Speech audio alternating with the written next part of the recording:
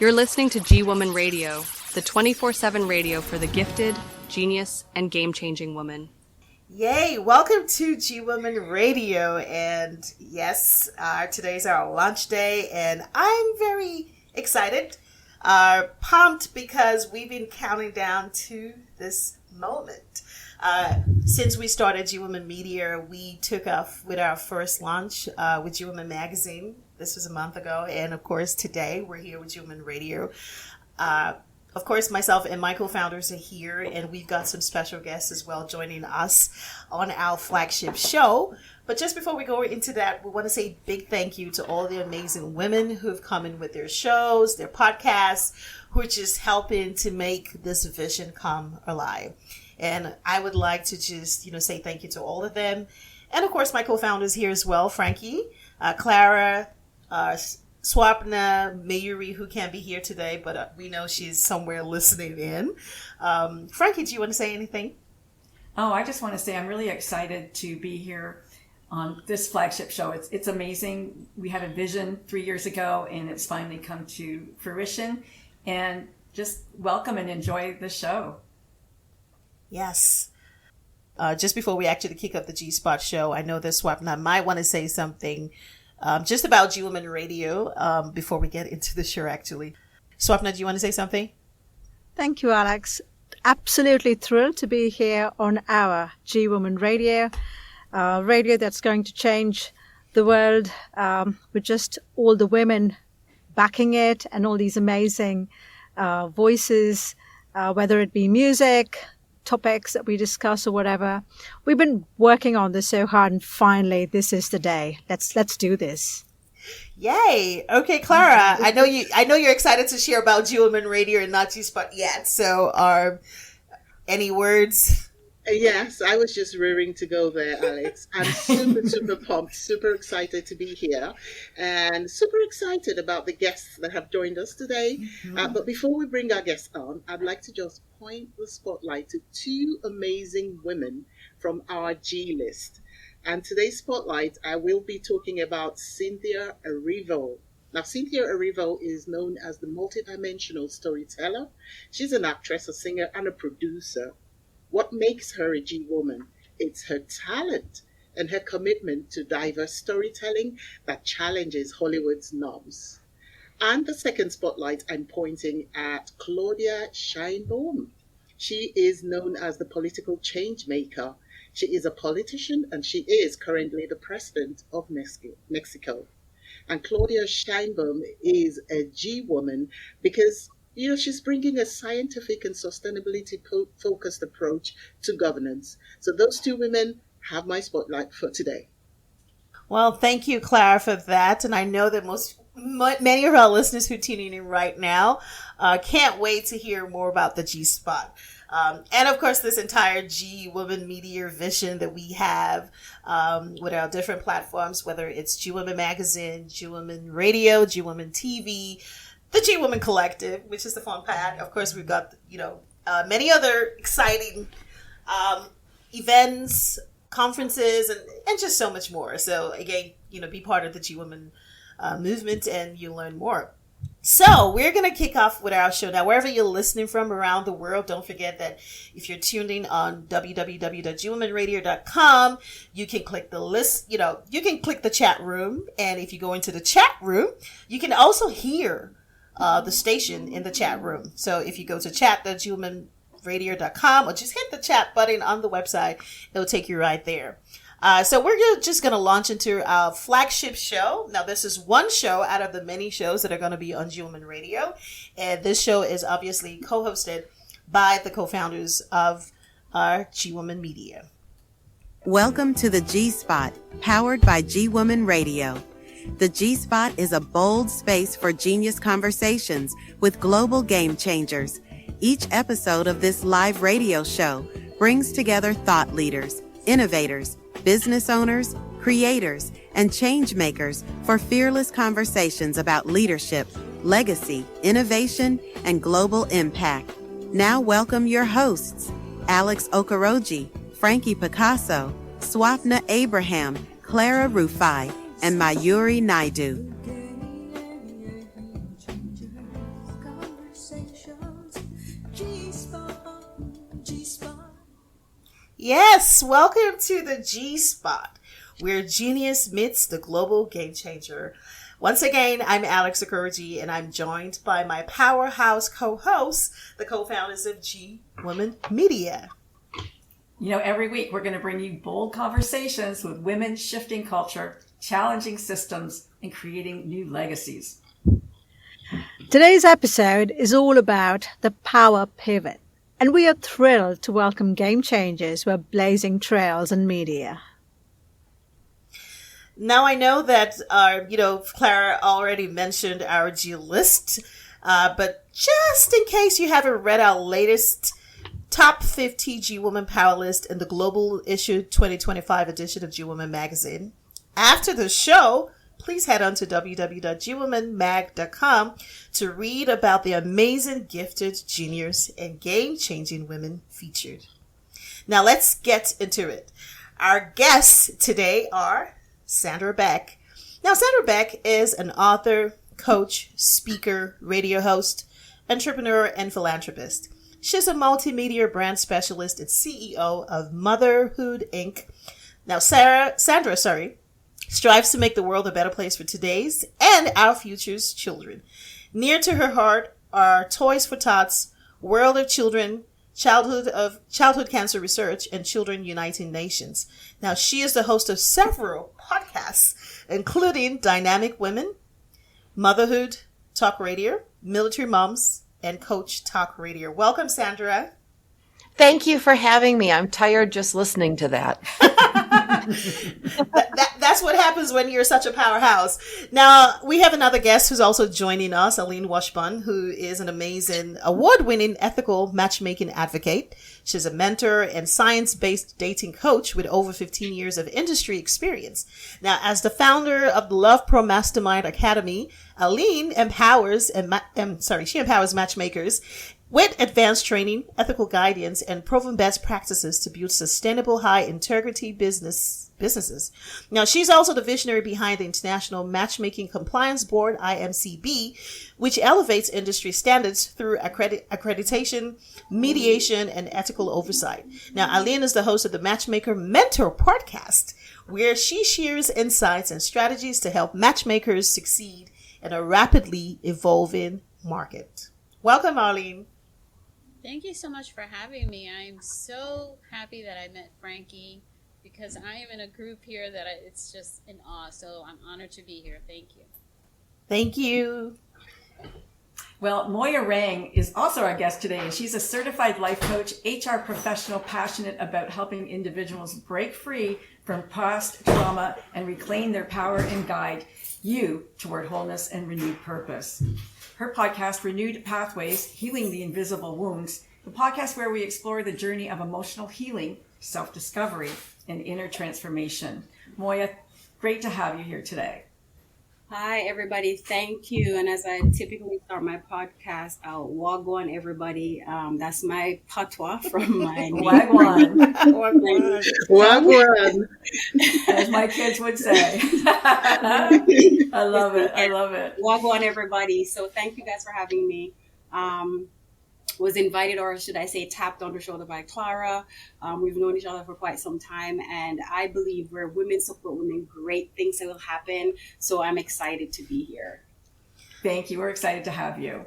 And our last guest, but not least, is Shirley Enebrad. And Shirley is a certified grief recovery specialist. She's an author and speaker who conducts workshops for children, teens, and adults. Shirley knows what it is to help a loved one fight a terminal illness and how to cope with a range of emotions, questions, and grief, both during the illness and after death. She's also an award-winning television producer and writer who won an Emmy for her documentary, Cancer Through the Eyes of Kids, and a longtime volunteer and former president of Candlelighters Childhood Cancer Foundation of Western Washington. Welcome, Shirley. I know that she is, and we'll get her back on in a moment. And I just want to say that Shirley wrote one of the best books I have ever read, Over the Rainbow Bridge, and it's a beautiful book, unfortunately, about her son who had cancer and passed away at the age of 9. Did you want to say hi? Oh, sorry. I thought I said hi already, but I just wanted to say thank you for having me, and I feel honored to be amongst so many wonderful G women. I love it. Thank you Thank so you, much. Shirley. So we're very excited that you all could join us, and we've got a couple of questions for you. And so I'm going to let Frankie go with the first. Frankie, you want to go with the first question? Sure. Sandra, Yes. what was the spark that started your journey? Well, my pivot, you mean? Like my my pivot didn't start from any clarity. It came from crisis. And I was newly divorced. I had two small children. I had zero financial safety net. And it wasn't about reinventing my career. I had to rebuild my life, Frankie. And necessity can be a great launch pad. And all I knew at the time was that I had to create income, stability, but also flexibility all at once. And I think if I had just to think about my new creation, it would have taken me a decade. But because my feet were to the fire, I had to pull the trigger on a lot of decisions. And, in hindsight, it was actually a gift. I can see that because, I've always said change happens best in chaos. So Yeah. yeah, it really does. Arlene, I'm going to ask you the same question. What was the spark that started your journey? Similar situation. I think I came from the school of sink or swim. I was was in the pharmaceutical industry for 20 years, and my last position I got laid off. And I had been seeing shows on TV and hearing about matchmaking, and I thought, what is this thing? I mean, can you actually have a career in this? And that was the impetus. When I was laid off, I decided I would, take the launch, and I haven't looked back ever since. And now I teach it. It's really a beautiful career now more than ever with the loneliness epidemic and just trying to help people find love. Loneliness epidemic. Wow. That is saying something for sure. Absolutely. Yeah. Since 2023, the Surgeon General put out a report about the loneliness epidemic. I've been talking about it for 8 years, and it's only getting worse worldwide. Wow. That's incredible. Moya, I'm going to ask you that same question. What was the spark that started your journey? Again, crisis. It is a common theme. Experiencing a lot of trauma from domestic violence to health issues, and literally just recognizing that I was barely surviving outside of myself, and I needed a change, and the only way that the change could happen was if I started it.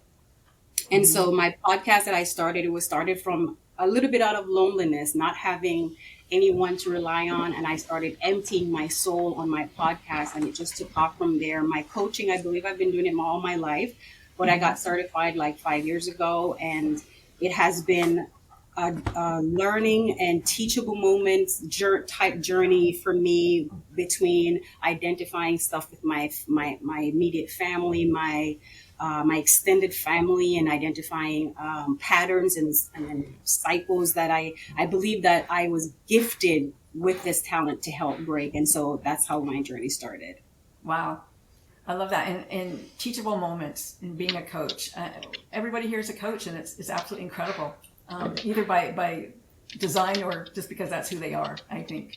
Shirley, same question, my friend. What was the spark? The spark for me was my son's illness and then subsequent death. And he put me on my path to help other parents especially cope with dying children. And I became an advocate at the hospital where he was treated. And then I started workshops and grief groups, and a group actually for the American Cancer Society for newly diagnosed parents.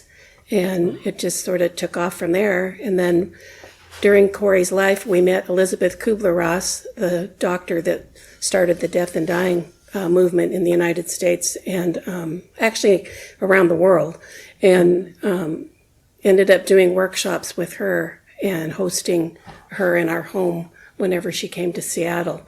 So I didn't really have much choice because he told me that that was my purpose and that he came to me as my child to put me on that path. Isn't that incredible? Wow. Yeah, he was pretty special. Yeah, he really was. I can't wait to ask you some more questions later, but we're gonna move on and swap now. It's up to you, my friend. Thank you, Frankie. Wow, just so touched listening to these beautiful narratives. Sandra, if I know there are a lot of things you will have overcome in terms of barriers, in pivoting, but what do you think would be the one that would stand out in how you overcame a personalized barrier? Oh, it hands down, it was me. There was no worse enemy that I had to battle than myself.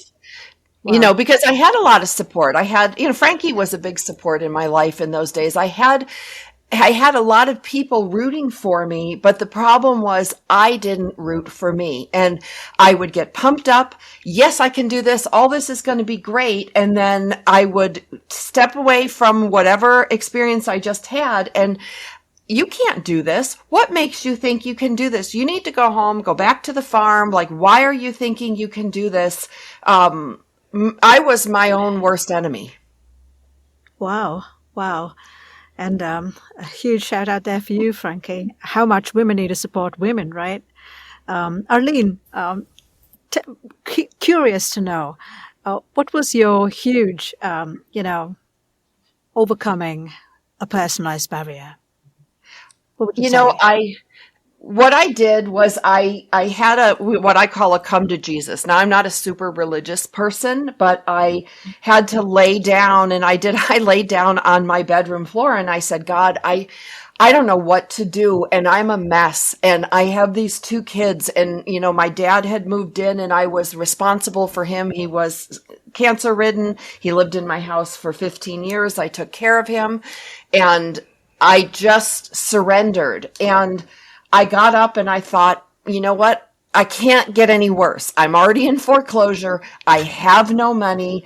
I'm a complete train wreck, overweight. I went to the elementary school to register my kid, and I walked up the front steps and I looked at the person. I thought, there's a homeless person here on campus. Well, that person wasn't a homeless person. That was me.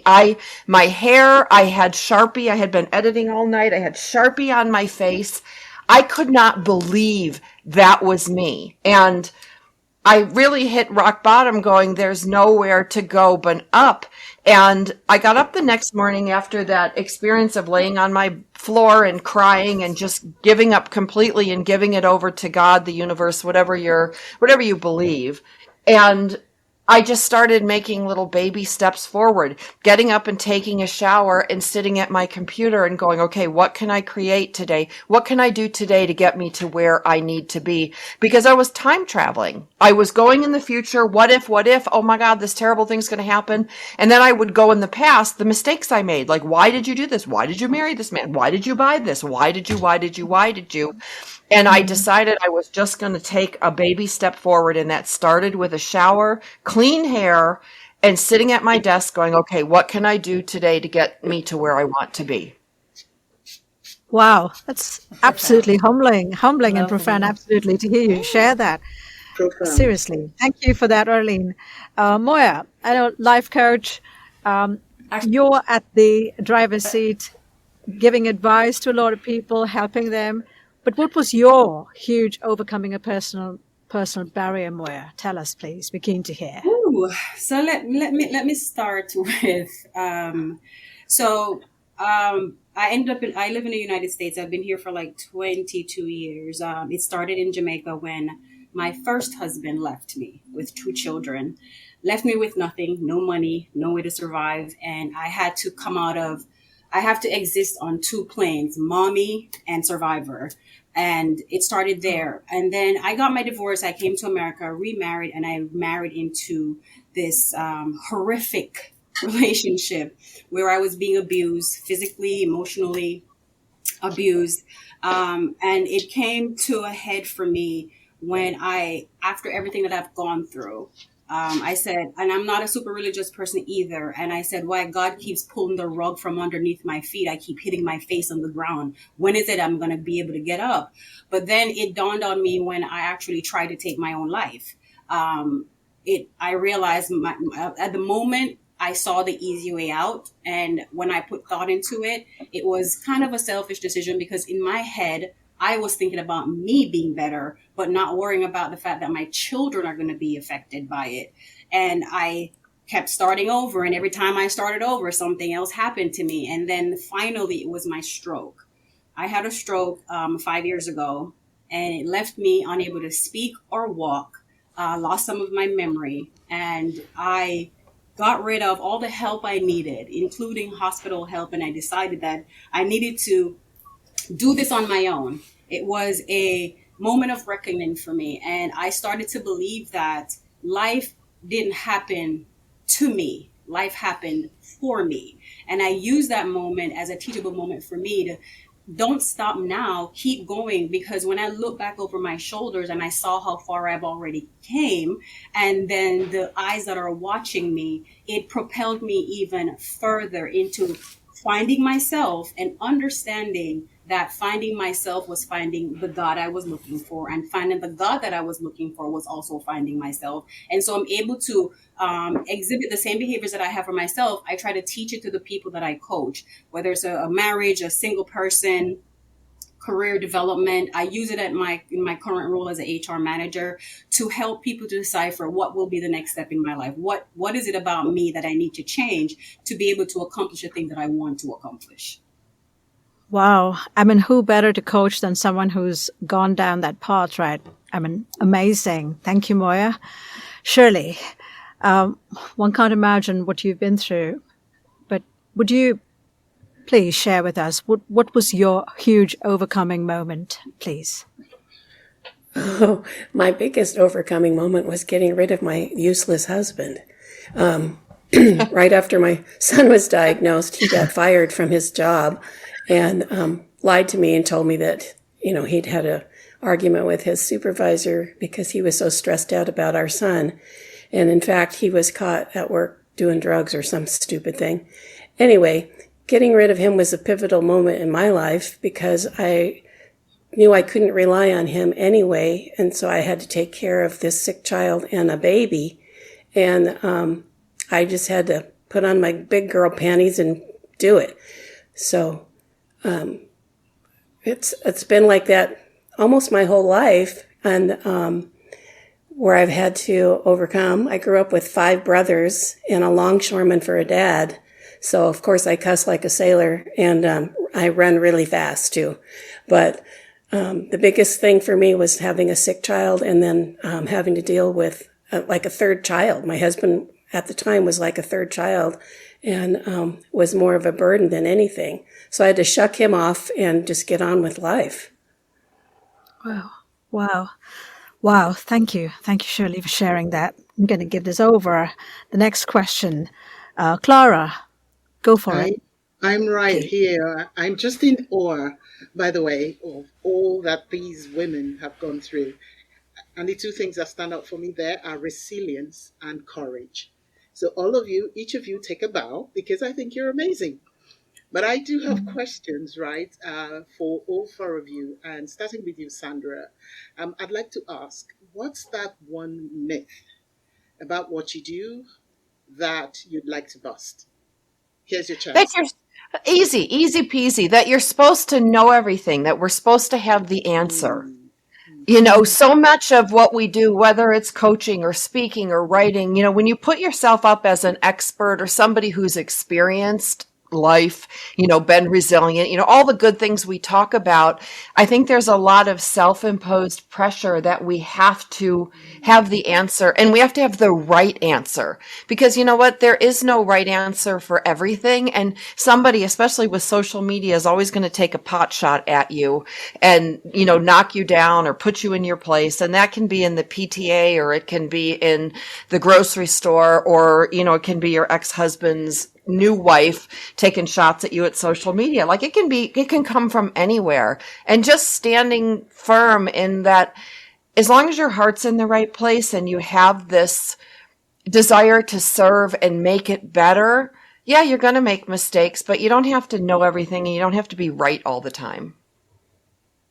And that's a good place. That's a good way to look at it, because that just releases you to be who you are, to show up as your best self. Thank you so much for sharing that, Sandra. And I'm going to turn it over to you now, Arlene. What's that one myth about what you do that you'd like to bust?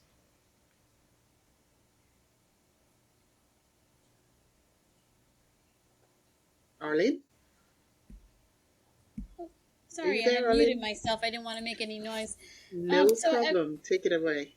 Yeah, no, thank you. So the one myth is I work with a lot of business owners that are entrepreneurs. You know, they're matchmakers, but essentially entrepreneurs. And what I often encounter when they start working with me, especially if they're new to the industry, is that they want to be everything to everyone.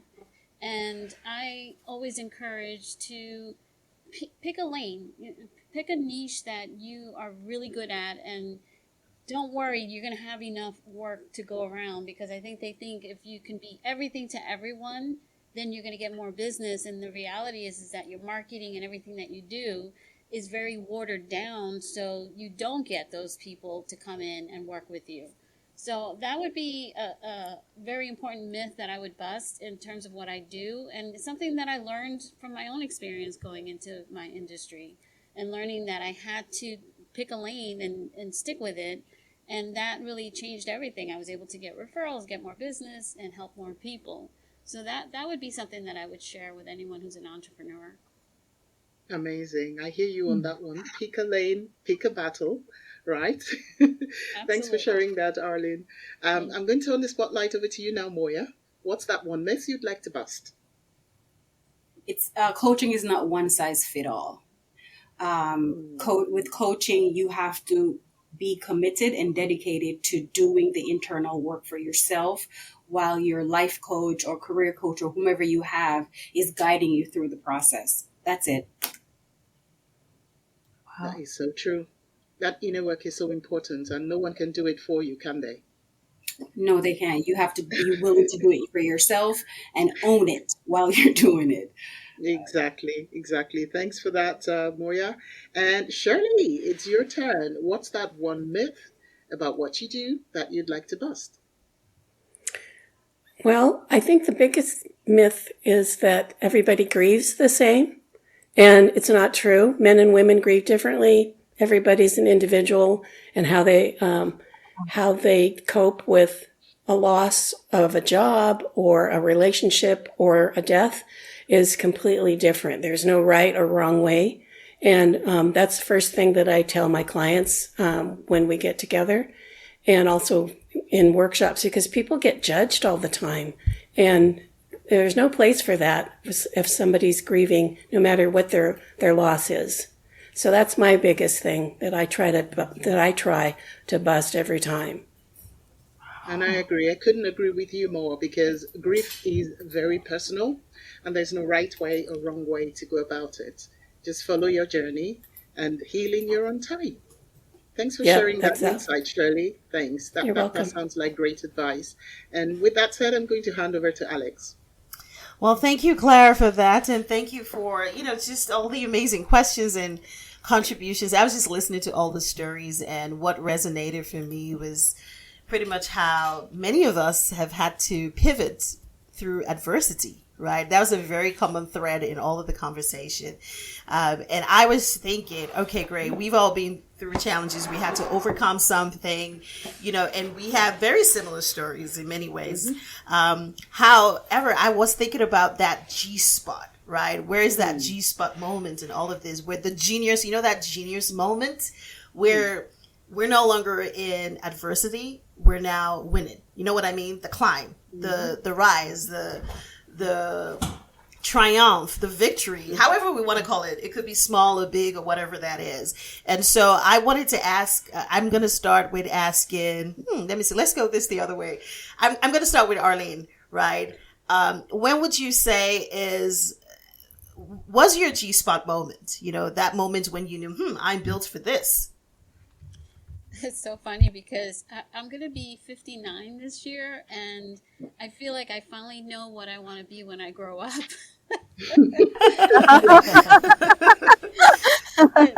Welcome, My my mother was a college professor, and I always designated her as the teacher in the family. And so I never saw myself that way. And every experience that I've gone through in my career has brought me to the moment of running my own school for the work that I do in matchmaking. It's taken me around the world. I've traveled to China, Japan, Europe, the Caribbean, throughout the U.S., training people in this field. And it wasn't until recently that I finally acknowledged that I'm a teacher. I mean, I even call myself a mentor because I always felt that teacher designation was for my mother, who now lives with me. She's 92, bless her heart. Bless her heart. And that's been a lot of fun. She just moved in this year. But yeah, to me, that was pivotal, just acknowledging. And I think often as women, we're so busy taking care of everything and everyone that that self introspection and recognizing and seeing what's going on within you and that affects you is a rare moment, right? Because you're just busy helping everybody else. So that's what I would say. Well, thank you for that, Arlene. And you know what's interesting? It's never too late to discover it. I don't think it's the right time to finally figure out who you are and who you want to be or how you want your life to be. And that I think women every day are starting to realize that. You don't beat yourself up for the things that you did not accomplish 30, 20, 40 years ago. And you said something about being a teacher. It's funny because I was in an interview and they asked me, if you were not doing what you're doing now, what would you be? And I said, teacher. I think that there's, so it's funny that you said that because I think that's really ultimately what we're here, to be a guide, to be a mentor, to be a teacher, to support each other, to just get through life. We're all learning, we're all going through this thing. None of us have it figured out, right? So, thank you for sharing that. I'm going to, just point this right to, I'm going to change the microphone to Sandra. Sandra, I know you heard the question, but I'll just say, what exactly was your genius moment, that G-spot moment for you when it clicked for you that, I'm built for this. I'm right for this. This is the moment. Okay, well, you might not like my answer, but, I used to wait for that big lightning bolt moment, like I expected the choirs to sing, the skies to part, and people saying, this is your purpose. But, no, it never happened. And I don't think I have a big genius spot, but I do have like 27, and they rotate depending on what life throws at me. And that's my superpower, because especially as women, people come into our lives, they leave, they get sick, they die, they have babies, and my kids have girlfriends and boyfriends now. And I'm constantly changing. And because I think, Alex, if I'm honest, and if I can say I have a genius, I don't like to say that because I think it sounds so obnoxious sometimes for me. But my genius is that I keep evolving. I change my careers. I change my business practices. I shift gears. I reinvent myself and my company like it's a side hustle. And I can be a tech strategist. And then maybe I'm teaching podcasting. And then maybe I'm making meatballs. I don't know. Yep. But I'm like a Swiss Army knife and lip gloss. That's the best way I could tell you. That's perfect. That is perfect. Love it. Well, it's, and I think you said I may not like the answer, but I actually love the answer. And I think this is great because for those who are listening, sometimes people are waiting for that light bulb moment that never really comes, right? It's not that one big, like you said, choir singer. Sometimes it's just the little things that we pick up as we go. And more than anything is women realizing that, we can walk, talk, and chew gum at the same time, right? Being that you can reinvent yourself and you can try new things and you can be, whatever you want to be. And so I really appreciate you sharing that. I'm going to quickly jump on to Shirley. Shirley, so let's talk about the G-spot moment. I know that so much has been going on and you've experienced a lot of things, but there must have been also that moment in your journey where you felt like, okay, I see I see the light of the tunnel. I see something, and I see that bright light. When was that for you? Oh, it's really funny. I was a private investigator, and I managed a private detective agency, and I ended up doing a couple of interviews for a TV station, the ABC station in Seattle, because of my son. And then the woman reporter / producer invited me to lunch one day and offered me a job as her associate producer doing documentaries. And Whoa. I was like, what? I don't even watch TV. And, but she convinced me that I had the skills because of my background. I could find people. I knew how to do research. I knew how to interview, and I was comfortable in my own skin. And I took the job, and it was such a great fit because I wanted to help people. I mean, that's one thing that Corey had taught me, was that I was supposed to help people. And what better way than to do documentaries about stuff that I cared about? Mm-hmm. So that was it for me. And I loved it. I had a great career in television. And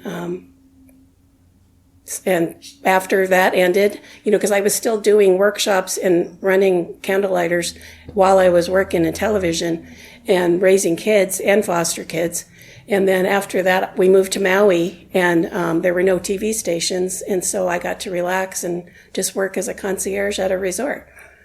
Wow. And still write Shirley, books. I didn't know you were a private investigator. I did that too. That's hilarious. Yeah.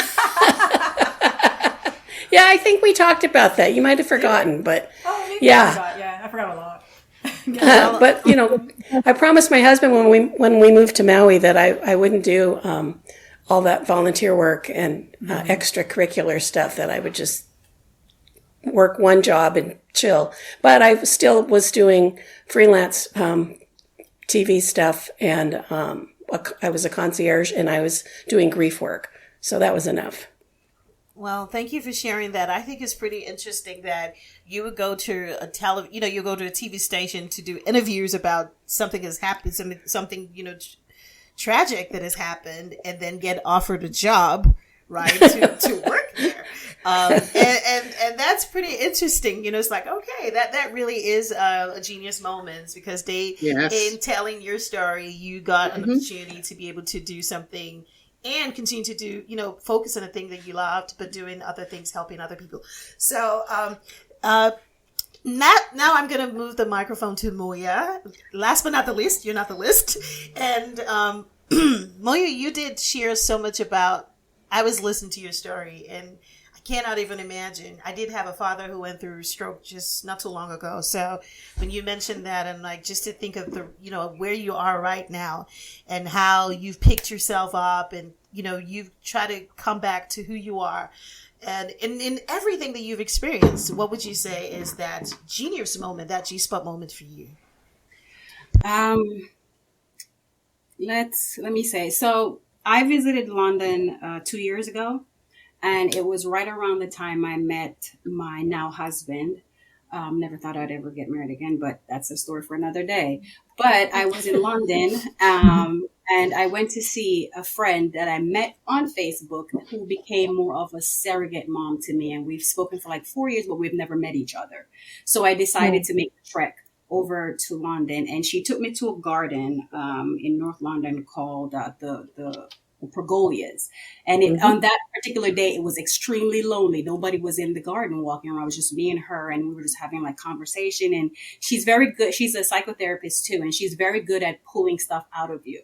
So we were standing in front of this pool, and it had a lot of lily leaves all over it, covered. You can hardly see the bottom.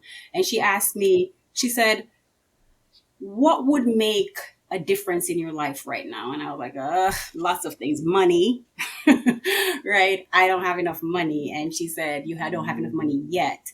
And I said, you know what? People always come to me for advice, and I have the best advice and best guidance for everyone, but I never take it from myself. And when I said it, she said, say it again. And I said it again. And she said, say it one more time. And I said it again, and we just continued walking. She never told me why she asked me to say it 3 times. But when I got back to my hotel, I was laying there, and I was thinking to myself, so I can make the medicine for others to drink, but I can't drink the same medicine. So what do I need to do? And what I needed to do, as I mentioned earlier, was introspection, was me. Focus on me. You've always focused on everybody else. Focus on you. And all the answers that you're searching for externally was already there. And I started a search. Now, I shared this with Clara yesterday, I think. There's a particular verse in the Bible, even though I'm not very like a Bible thumper, I'm more spiritual. And it says, Luke 17, verse 20-21, that the short version is, the kingdom of heaven is within you. And for me, it translated to whatever I needed, whatever power, whatever I desired, everything I needed was already there. I just need to tap in. And that was my eureka moment. I started tapping in. And that's why I said I found myself when I found God, and I found God when I found myself. And that was my eureka, or my genius moment, that it changed everything for me. And I started, realign my focus on coaching and be very, very intentional about what I'm telling people and how I'm telling it to them, and making sure that, they understand where the true work begins, that it doesn't begin with start speaking with me. It actually begins with them. So yeah, that was my moment. Well, thank you for sharing that. It always, always does begin with us. And I think that that's something that those who are listening right now can take away.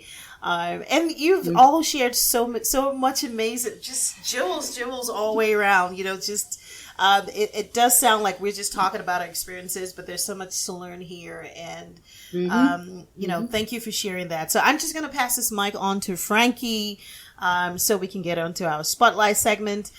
Frankie, take it away. Thank you so much, Alex. And thank you, ladies, for your amazing answers and for sharing real moments in your life. So we're in our G-Talk Roundtable section. Yay. And today's, as we already know, our topic is the power pivot. Now, that's all about reinventing yourself at the intersection of purpose and power. And we've already discovered that all of you have made radical career shifts. And so what would we say to our next generation about reinvention? I know that I have reinvented myself like a gazillion times. and I love change. And so for me, it's a necessity. But for others, it's a big fear. So Sandra, what advice would you give to the next generation? Oh, that's a good one, because I have two kids that are, entering into the next generation. And it should be that your life is like a software program. And now, granted, I have a tech background, but you guys can follow with me. There is Sandra 1.0, like that's when you're in your teens. Then there's Sandra 2.0 or Sandra 2.5, like when you're 25. Like, I really believe, especially because I don't have a genius moment, that reinvention should be normalized. Reinvention should be a part of who we are, because, we go through all these stages. You look at, statistically speaking, people are going to switch X amount of jobs. They're going to move X amount of times. Each one of those is a reinvention. If we're honest, you take a new job, you reinvent yourself. So I don't know where we ever got the idea, and maybe it comes from you get a job, you work there till you die, you get your retirement, you go on vacation, once you're 70, that old model that came to the world, I think, is archaic, and it's detrimental to growth. So if we just look at, that's part of normal human evolution. You reinvent yourself. Things aren't working, reinvent. Job isn't working, get a new job. Relationship isn't working, either, don't throw out the baby with the bathwater, but keep reinventing yourself, because that's where the juice is. That's where the fun is. I have to agree with you on that. But, I have a couple of brothers, 4 of them.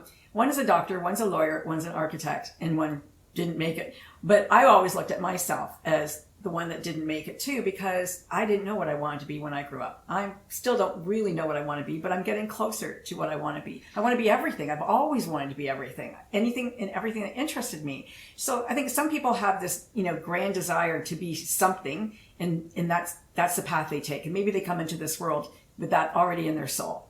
And then there's others like, you and me, who find our way. It's not a straight path. It's just, we do what we got. We got some tools in our toolbox, and we can take them out and go wherever we need to. Just like, not everybody has that one thing. If you asked me what I wanted to be, it ranged from a ballerina to a a helicopter pilot. Like there was, and there's no making those. You can have the dancing helicopter pilot, like and I did neither of those in my life. But I'm very satisfied. I'm very productive, and I do think like it's like life is not one size fits all. Mm-hmm. That's true. That is so true. I was going to be a veterinarian. I'd still like to do it, and a lawyer, but I'm not any of those things either. So I love that. Thank you so much for that. Swapna, over to you, hon. Shirley, well, thanks, Frankie. Shirley, I'm still recalling you speaking about kicking a husband out and the journey with cancer with your son. After that, this beautiful, beautiful career and how you speak about grief being unique for each one. Just so much in all that you spoke about. What is your advice to the next generation? Your experience, your career, so on and so forth. What do you have to say to the younger ones? Shirley. Well, I think that times have changed. I think that people do realize now that the old way of having one job for life doesn't exist anymore. And I have a daughter that's in her 30s, and she's had several pretty good jobs, but the one she has now she just loves.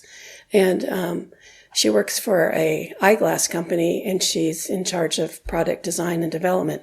But she doesn't see that as a long term, She wants to find something else. She wants to keep growing.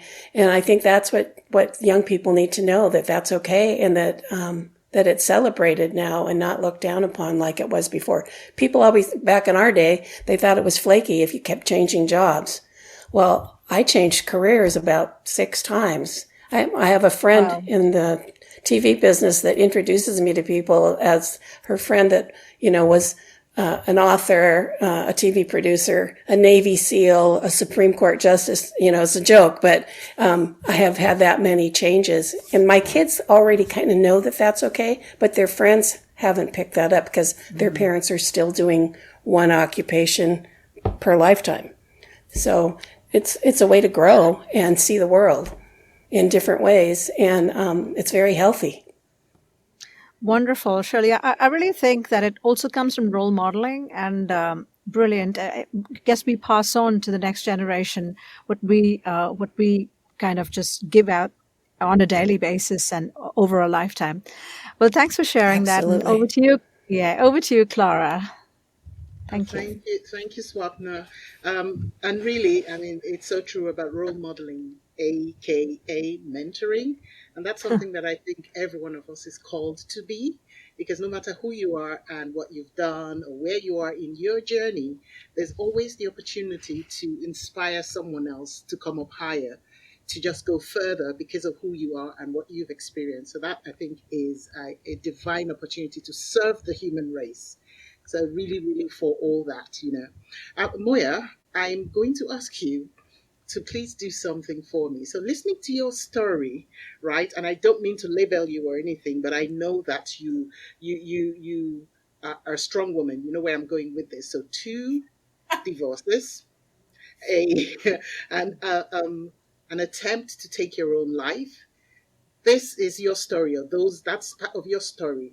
But there is then the glory, because I know who you are now. I know how many lives, how you're impacting lives, and how you're showing up, whether in your career or as a coach. I'd like to ask you, how did you go about reinventing yourself? How did you transition from your story to your glory? What did you have to do? Just very briefly. Oh, so yeah. I did multiple things, but not to be long-winded.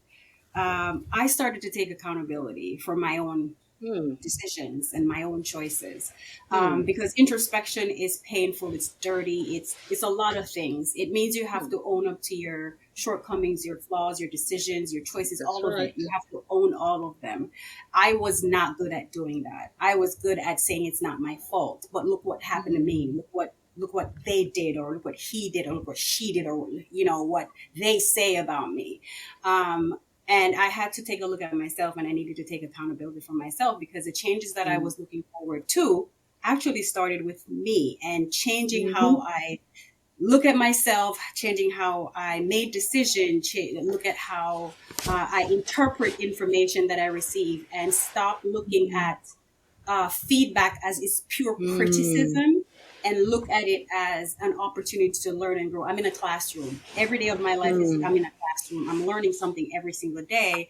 And that step was to learn about Moya. And that also meant I had to go backwards in order for me to go forward. So there are scars that I was walking around with from my childhood that I never dealt with. I had animosity, I had anger, I had hatred in my heart for people. And I never wanted to own that. Oh, I'm not hateful at all. I'm not. I would say that just like that I would say it. But the moment I started to own it and say, yes, I have flaws that I need to fix. I have things that I needed to work on. Once I started doing that, I did started noticing the very, very subtle changes. Then when it came to relationships, I had to look at that too. Why do I attract the people I attract? What is it that I'm doing and giving off for these type of, I call them entities, to become attached to me? And I had to change that perspective too. When it came to my career, I was constantly being either laid off because they downsized, or I got fired. What is it that I was doing? And I keep blaming. I'm like, God, what is happening to me? God, why this happens to me? Or I blame my manager or a coworker or somebody. So it all stemmed from me taking accountability for myself, my choices, my decision. And when I started to embrace them, all of them, that's when the significant shift happened in my life. And it has been great since. I mean, it was painful. Let me tell you, it is painful. In Jamaica, we have a saying that we say, when trouble take you, picnic shot fit you. And what it means is when you get in trouble, you will fit into anything. And I used to be able to fit into anything because I'm running away from trouble. And I had to change all of that mindset in order to get to where I am today. I totally can feel what you're saying, Moya, because, you know, what you focus on tends to happen to you, or tends to magnify, sort of. You know, so I hear you on that one. Taking ownership and taking accountability. We can't go wrong with those ones. Thank you so much for sharing, Moya. Thank you. And that's where your power comes from. The blame That game is indeed. easy. The power comes from yes, absolutely. taking accountability. Totally agree. And that said, I'm going to hand over to Alex. Thank you, Clara, and thank you, Moya, for that. You know, I was listening intently, and you said every day was like you were in the classroom. It's a teachable moment. And I guess that's a great advice for the next generation, right? To learn to see our experiences as learning moments, right? Teachable moments, and take accountability, because that's not something I don't know about this generation, but I think that would definitely be great advice for them. So I'm going to point this question to Arlene. And I know you saw it coming anyway, talking, and you share. So I'm very interested in your industry now, right? Cause you're a matchmaker. And there are all of these different theories about what matchmaking is, right? Or the business, or anything to do with what, you know, your work and your impact, and just how you've overcome the many things that you've overcome to get to where you are now today. So what would be your advice to the next generation, whether they were to have experienced the things that you've experienced, or perhaps, you know, are interested in getting into your line of work? What advice would you give? Thank you so much for that question. The one thing I want to start with is everything that you do will serve you in everything that you do. And the decisions that you make, and this is what I would say to the younger generation, you can make a decision today about a career or a job, and it's not going to last forever, and that's okay. Because, you know, I had someone who was older than me at one of my old jobs working in an advertising agency, and he would say to me, you need to make a decision for today. It's not going to last forever. So that's number one. Secondly, you know, we were talking about role modeling. Sometimes what we role model, our children swing the pendulum to the other side and do the complete opposite of what we do. So I've always been someone who loves to work. I'm a declared workaholic. I mean, I love what I do, even though it changes because I've had many careers and I get really passionate about one thing and then I move on to the next and the next and the next. And I think I've reached my final career. But my daughter, who could be a member of Mensa, she is one of the smartest people I know. She wanted to be a stay-at-home mom. I have a grandson who's 3. And I respect that. And this kid is amazing. The work that she's doing with him is incredible. So I think it's just, share what you can with the younger generation, which, by the way, I have a lot of compassion for because they're being born into a different world than the one we grew up in. 'Cause I remember my parents would say, go, hang out in the streets and come home for dinner. And now, we're afraid to tell our kids, younger kids to do that. We're hovercraft parents and grandparents and all this. So they've been born to a different generation post 9/11 for anyone who's in the U.S., but just in general. And what I would say finally is that if you're for the younger generation, if you find yourself going from job to job and not feeling fulfilled and not feeling like you can work for someone, and I think that's the point that I reached where I was like, you know what?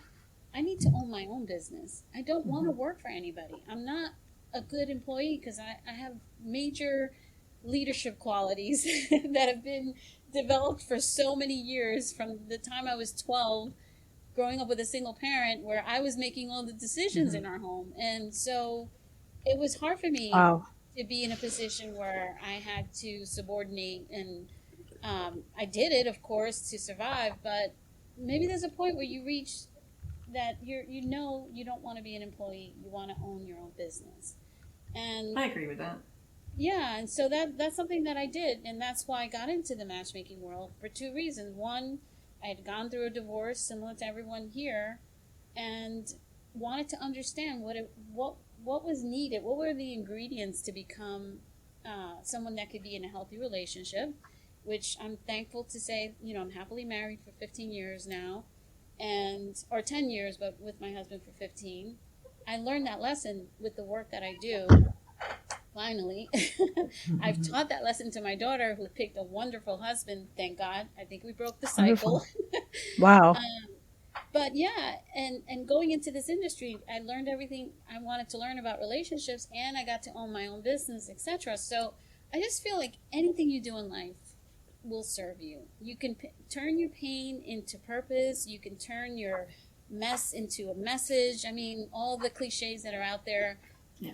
Even adversity, failure is the best way to learn. And for those people who choose a specific career, there's such a thing as continuing education. Even if you choose to be a lawyer, there's always new laws coming out. There's always learning. So it's not a stagnant decision either. If you want to be a fireman, a police officer, a lawyer, doctor, know that you always have to keep learning anyway.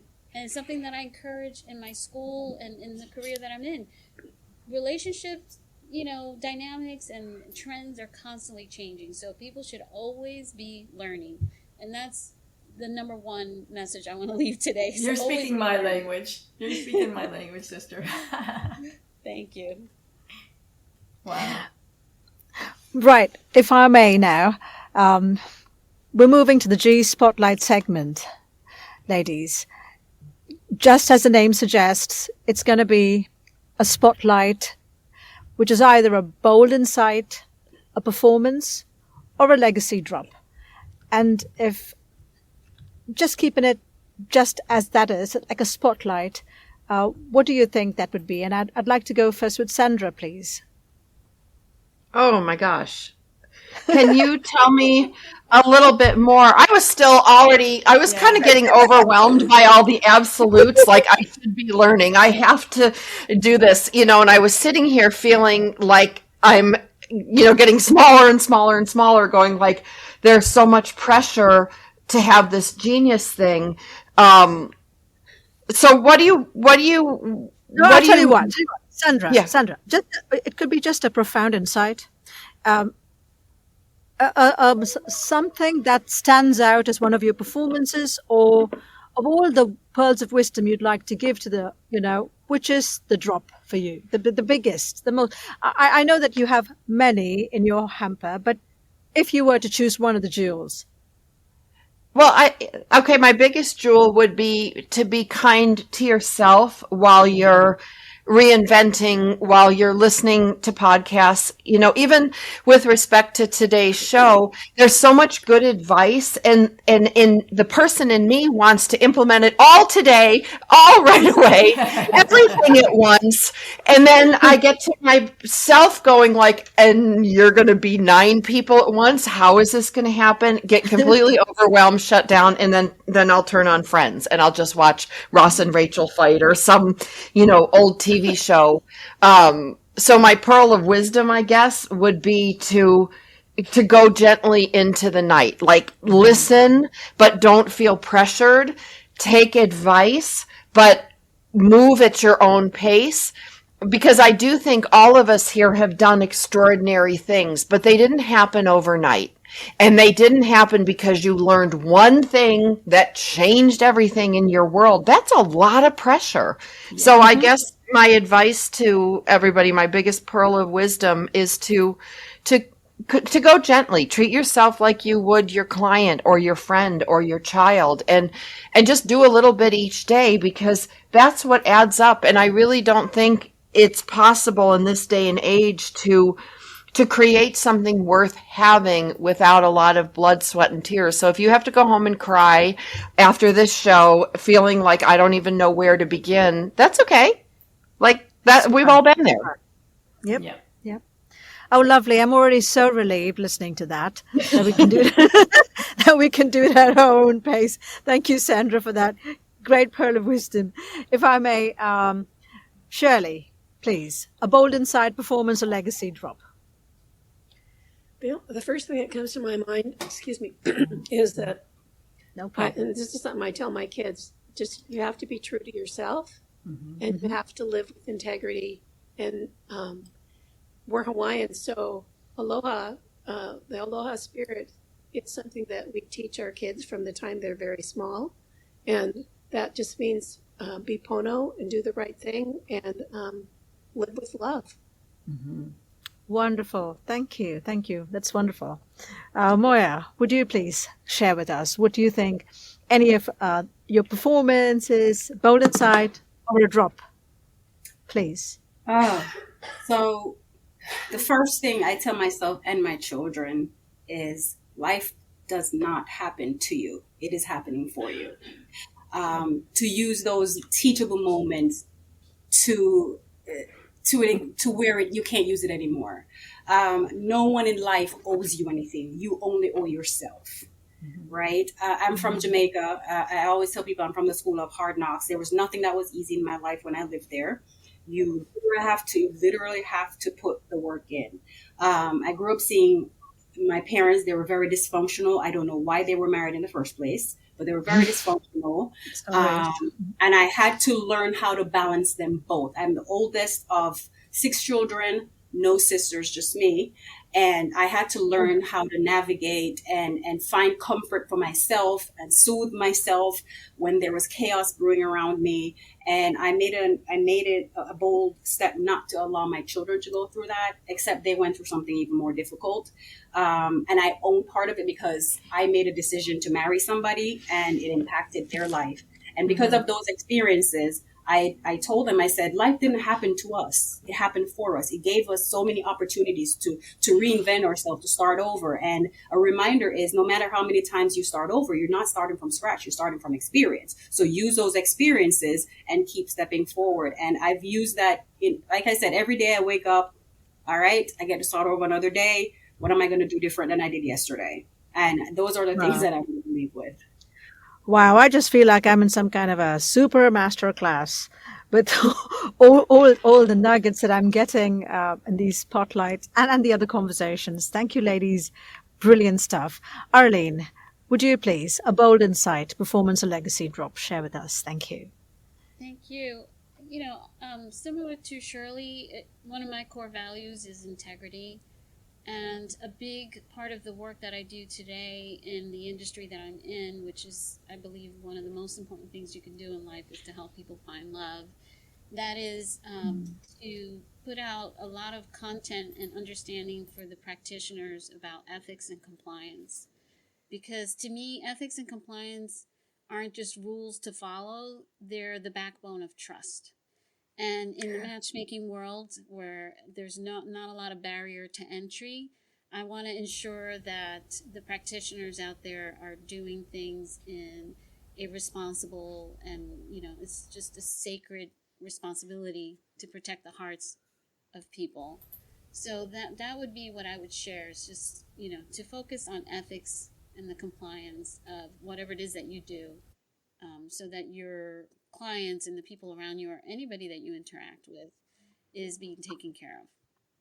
Thanks for sharing that, Arlene. Really appreciate it. And with that, I hand it over to Clara for the G Voices. There you go. Amazing. Thank you, ladies, for all that insight. It's been very, very exciting. I'm grinning from ear to ear. As Swapna said, it feels like being in, a masterclass, like the truth bombs that have just been going on off. It's amazing. And with that said, I'm just going to take a look now in our chat area, and I see a couple of chats. I'm just going to quickly read these out. Someone says, wow, I love this. Sounds awesome. And another person, username Passionate Mind, she says, enjoying her voice. That clearly is a compliment to one of our amazing guests, or maybe one of us, who knows. And another person whose username is Beauty, she says, great conversation on the show. The guests are really amazing to listen to. Well, I have to agree with her. So listen, if you're tuned in live with us right now, we'd love to hear from you. So whether you've got a burning question or a thought to share or simply want to join the conversation, don't hesitate, right? Drop your questions in the chat and we'll do our very best to answer them here on air. And if you're feeling bold and you want to speak directly with us, go ahead. Request to come on air. We're all about real-time interaction and your voice matters. So let's make this truly engaging, truly interactive. Drop your questions, ask to come on air. You choose. We're here. Well, thank you, Clara, for that. That was amazing to read, because yes, the women, the guests have been truly amazing. And it really does feel like a masterclass. It is like, how much would you have to pay to have like 4 amazing, talented women who have, very rich, wealthy in life experience, obviously, a lot of wisdom and so much to give. And this is, so much to take away. I wish if I was younger and I had the opportunity to just get access to so much information at once. But like Sandra warned us, you don't have to do everything at the same time. so she told us we don't worry about trying to do everything or accomplish everything at the same time. And it's never too late, right? Right. So I know we've had a great conversation on the show, and it's been an honor and a pleasure to have you all here with us, taking the time out of your busy schedules to be here on the first episode of the G Spot and our Launch of G Women Radio. And we thank you, because we know you're all amazing women doing amazing stuff with your own shows. And hopefully, we get to have your voices here on G Women Radio as well. And we also want to thank all the amazing other women who've been sending their stuff. And this is a labor of love, but we're doing this. We're excited about what we're doing, and we can't wait to create global impact together. I think the operating word is together, because we understand the power of the collective, and it's about us bringing together our resources, our time, our energy, our expertise, our knowledge, our wisdom, all of that together. I think this has been brilliant, because we've been bouncing off each other, and we see how, even though we all come from different parts of the world, our experiences are different, but they're kind of similar as well, right? It's like it's like, oh, who's gone, everyone saying something. I'm like, yeah, me too. I've been there. Yeah. I did this. I did that, So we're different, but still the same, in the core of it, we all want the same thing. We're all working towards just having the best life that we can. So thank you for that. I'm going to now just go into our hosts. I know we have our mic drop moments, and of course our guests have shared what their own moments were. So I'm going to go with Frankie, out of everything that you heard today on the show, what would you say is your bold takeaway? Thank you, Alex, for that. And our guests want to be in on this too, so let's include them if we can. I think many of us, or all of us, were just kind of blown away with the Swiss Army knife and lip gloss. that was a drop mic moment for me. But, if I was listening and I was young, and even if I wasn't young, but I was having difficulty, I think there was no worse enemy than myself to battle. And that, Sandra, you said that. And so many of us, we are our own worst enemy. I told my daughter that just this morning. You are your own worst enemy. So we all battle with that at some time in our life, and we need to get past that and believe, what other people tell us, if it's positive, and believe in ourselves, because you're doing good things. So that would be mine. Thank you, Frankie. Swapna, what would you say is your bold takeaway from the conversation that we've had so far? Thank you, Alex. I'm just so blown away. The only thing that comes to mind is about diamonds. We all know that all the stuff that diamonds have to go through to become what they become. And these 4 game changers that we've had the privilege of listening to today, I'm just so glad for all that crap that went on in their lives that have made them the stars they are today. And I think that's pretty much the same for most of us, right? That's my takeaway, that bad stuff never, ever felt better.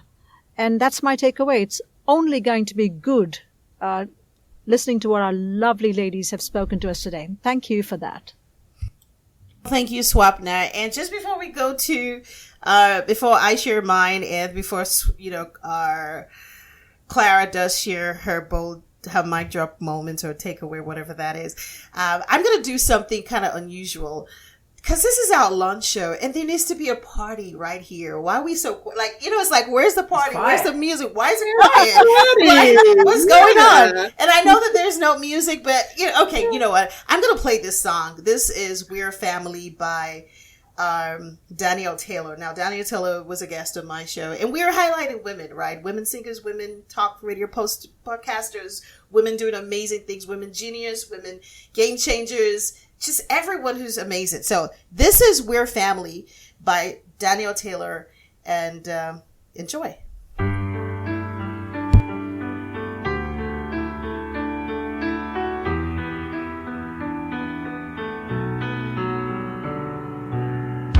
What do you see when you look at me?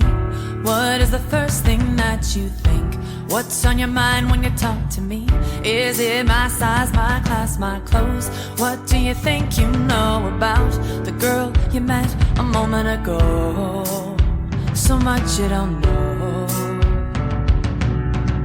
You've got to look deeper than what you see. We are all bound together. We're like one big family, like one big family. You've got to look deeper than what you see. We are all bound together. We're like one big family, like one big family. Hold my hand if you understand what I'm trying to say to you. We are all the same. Hold my hand if you understand there's light inside of you. We are all the same.